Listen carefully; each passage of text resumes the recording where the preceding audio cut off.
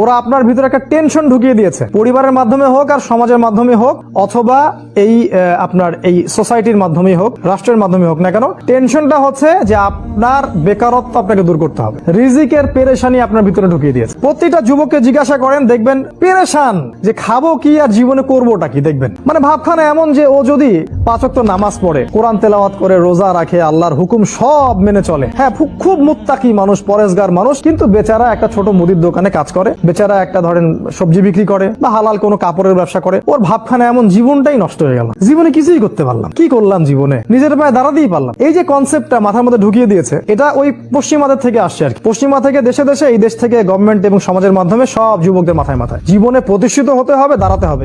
এর মাধ্যমে আপনি কি বোঝাচ্ছেন? ওই ছেলেটা তো আল্লাহর কাছে অনেক বেশি পছন্দের, যে আল্লাহ পাকের সব হুকুম আহকাম মেনে চলে এবং হালাল খায়। মাশাআল্লাহ, আল্লাহ পাক তাকে সত্যবাদী নবীদের মর্যাদা দিবেন ইনশাআল্লাহ।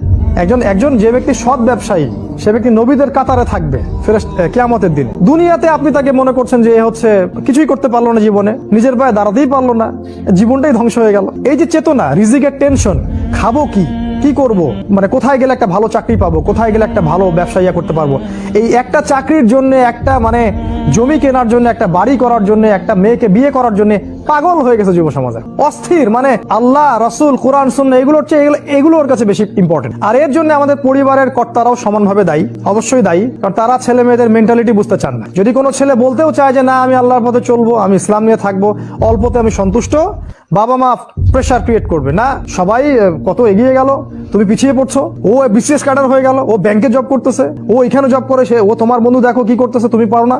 এই যে বিষয়গুলো বাবা মা ঢুকায় ভিতরে, তো রিজিকের টেনশন এটা আপনার ভিতরে ঢুকিয়ে দিয়েছে।